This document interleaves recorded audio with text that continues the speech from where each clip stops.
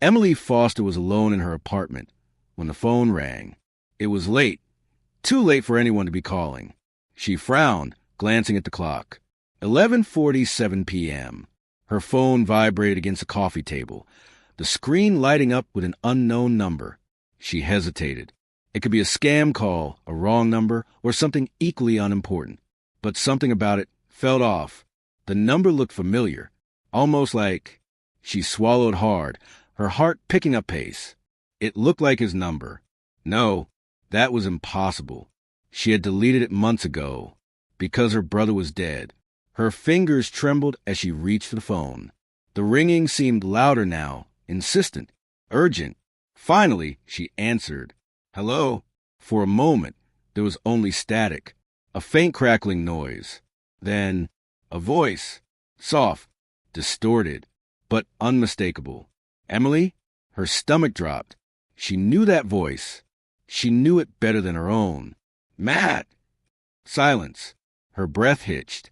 It couldn't be. It couldn't be him. Matt had died 6 months ago in a car accident. She had identified his body herself. The funeral, the grief, the unbearable emptiness of losing her only brother. She had lived through it all. But now his voice was here, on the other end of the line. Emily, listen to me. Matt's voice came again, shaky and urgent. You have to leave. Now. Her skin prickled. What? She started, but the static flared, drowning out her words. His voice came through again, broken and desperate. Emily, he's coming. Don't let him in. The call cut off. Silence. The line went dead.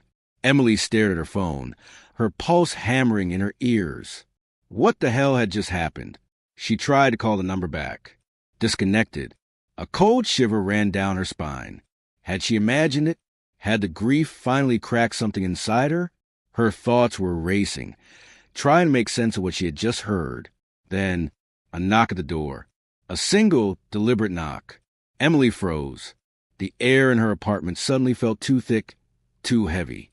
Slowly, she turned toward the door. Her phone slipped from her fingers, landing on the floor with a dull thud. Because beyond the door, in the dimly lit hallway, she could see a shadow. A tall, unmoving figure, waiting. Emily's breathing came in shallow bursts, her chest rising and falling in rapid succession. She forced herself to think logically. Maybe it was a mistake, a hallucination. Maybe she was hearing things, a trick of exhaustion, grief, stress. But the shadow outside her door was real, and it hadn't moved. A heavy, suffocating stillness filled the room, pressing down on her shoulders like an invisible weight. She took a shaky step backward. Her instinct screamed at her to run. But where? She was on the 3rd floor. No fire escape. No back door. The only way out was through the very door where he stood. Her mind replayed Matt's words, each syllable cutting through her panic, like a jagged blade. Don't let him in. Emily swallowed hard. She inched toward the peephole. Slow. Careful. Every movement is deliberate. She was terrified. But she had to see. The wood felt ice cold against her skin as she pressed her forehead against the door. With a trembling breath, she looked through the tiny glass lens. And there he was, a man, tall, dressed in dark clothing, standing completely still. The hallway light flickered, bathing him in sporadic flashes of dim, yellowish glow. Her fingers dug into the doorframe. His posture was unnatural, too rigid, too deliberate, like he wasn't just standing there, but waiting. Emily's stomach churned. His face was hidden beneath the shadows. She couldn't make out his features, but something told her she didn't want to. He wasn't shifting his weight. He wasn't swaying, breathing, adjusting his stance. Nothing. Like he wasn't human at all. A cold, creeping sensation ran up her spine. Emily took a step back, her fingers hovering over her phone on the floor, her mind racing. She had called someone. The police. A neighbor. Anyone. Then, another knock. Harder. More forceful. Boom. Boom. Boom. The sound exploded through the apartment, vibrating the walls. Emily gasped, stumbling backward. Her legs felt like lead, heavy and useless beneath her. She clutched her chest, trying to steady her breath. But she couldn't. Her heart pounded wildly, erratic and frantic, her body teetering on the edge of panic. She wanted to scream, wanted to run, but all she could do was stare at the door. Boom, boom, boom, louder this time, like a battering ram against the wood. Something in her gut twisted violently, sending nausea rolling through her stomach. This wasn't just some stranger. This wasn't a confused neighbor knocking on the wrong door. This was something else. A presence. Something that shouldn't be here. Emily pressed a trembling hand to her mouth, biting down on her lip to keep from sobbing. The knocking stopped. A beat of silence. Then, a voice. Low, raspy. Not Matt's. Emily. She sucked in a sharp breath, her blood turning to ice. He knew her name. The voice was wrong. Distorted. Like a recording played at the wrong speed. Slow, dragging, inhuman. Like something trying to sound human. Tears burned her eyes. She clapped a hand over her mouth, willing herself to stay silent. Maybe if she didn't move, didn't breathe, he would leave. Maybe he would think she wasn't home. Let me in. Her stomach twisted. No, no, no, no. It was a command, not a question, a demand. The doorknob rattled violently, twisting, jerking, wrenching back and forth with unnatural force. The lock was held. For now, Emily stumbled back, gripping her phone so tightly her knuckles turned white. She had to get out. Now. She scrambled to unlock her phone, but her fingers were slick with sweat, shaking too badly to type 911. Dial 911. But before she could press the call button, silence. Her ears rang from the absence of sound. Her heart pounded in her throat. Was he gone? She strained to hear. Nothing. Then, a whisper. So close. Too close. It was coming from inside the apartment. Don't turn around. She spun anyway, and nothing was there. But the moment she did, the knocking resumed, louder, more violent, more desperate. Her body moved before her brain caught up. She bolted for her bedroom, slamming the door shut and locking it. She grabbed her phone and, with trembling hands, finally managed to dial 911. A woman's voice answered, calm and collected. 911, what's your emergency? Emily sucked in a shaky breath. Someone is trying to break into my apartment. The operator asked for her address. Emily whispered it as quietly as she could. Stay on the line with me, the operator said. Officers are on their way. Another knock. But this time, it came from inside the apartment. Emily's breath caught. Her eyes darted to the closet, the bathroom, the dark corners of her room. No, that wasn't possible. The voice from the other side of the door spoke again. Emily, open the door. Matt's voice. But it wasn't him. Tears spilled down her cheeks. No, no, no. Please hurry, she whispered into the phone. The knocking grew more intense, more frantic. Then it stopped, a beat of silence. And then, the sound of footsteps. Moving away, Emily held her breath, straining to hear. The apartment grew eerily silent. Minutes passed. Then the sound of sirens. Red and blue lights flashed through her window. She barely heard the officers knocking at the door. Somehow, she managed to unlock it, throwing herself into the hallway as soon as they entered. They searched the apartment. No sign of forced entry. No footprints. No one there. The call records on her phone? No trace of Matt's number. It was as if none of it had ever happened. The officers stayed with her for a while, their calm voices attempting to soothe her frayed nerves. Ma'am, I promise. Your door was locked when we arrived, one of them said, his voice steady, professional. Emily nodded absently, barely hearing him. Safe. They kept saying she was safe. That it was probably stress, exhaustion, grief playing tricks on her mind.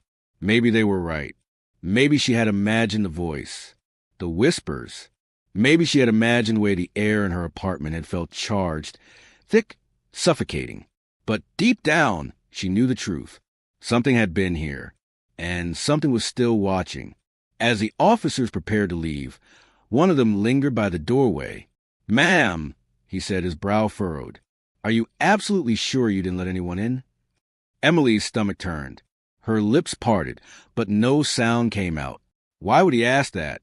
Something in his tone made her skin crawl. Why? She managed to whisper.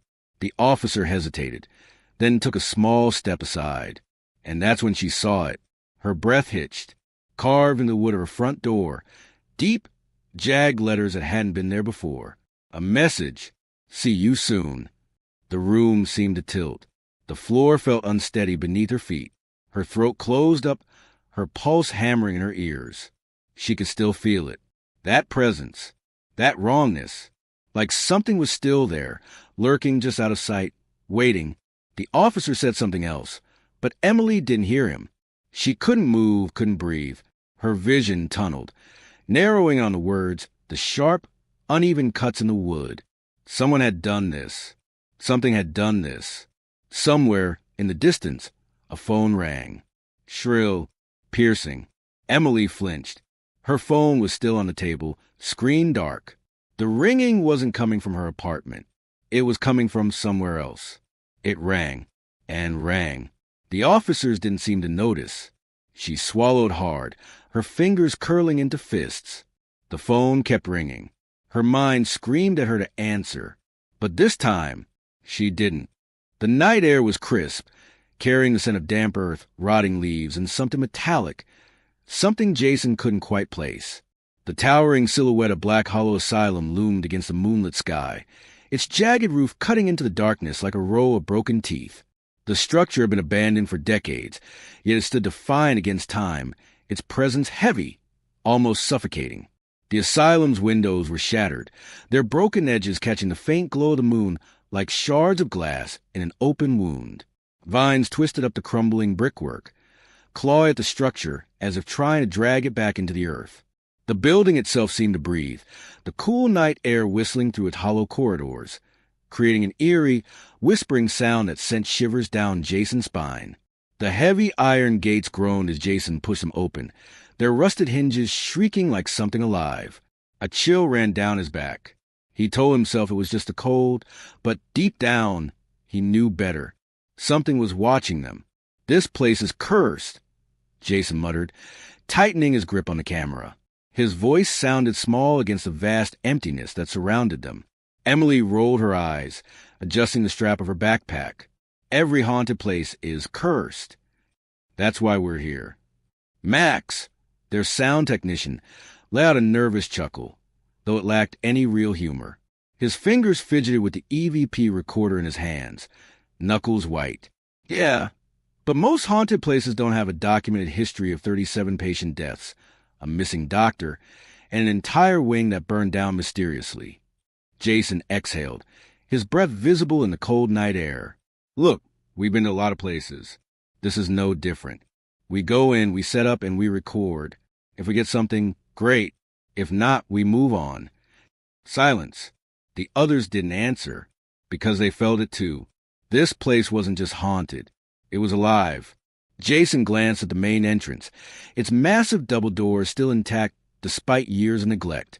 Faded words were etched into the wood above them. Below the inscription, something else had been scratched into the wood. Something newer, something desperate. Don't listen to them. A gust of wind rushed past, rustling the dead leaves at their feet.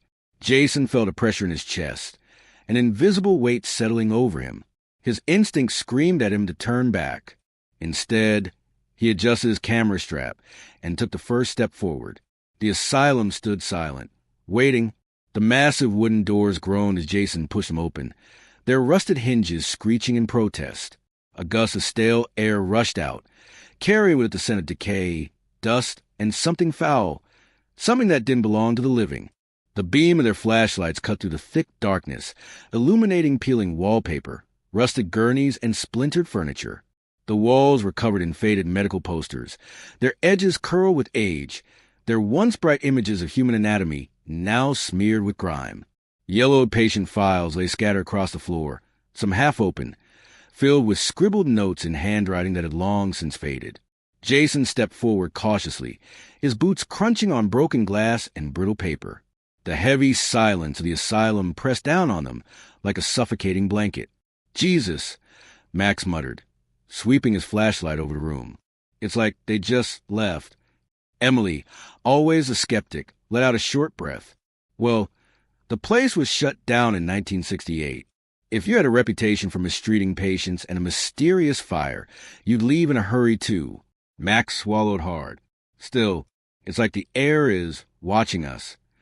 Jason ignored him and focused on the admission desk, a once grand structure now covered in dust and deep scratches. He brushed away a thick layer of dirt, revealing an old brass nameplate. Dr. Bernard Holloway, chief psychiatrist. The name seemed familiar, though he couldn't place why. Something rustled in the darkness. Jason stiffened. The sound had come from the long hallway ahead, where the patient rooms were. The others heard it too.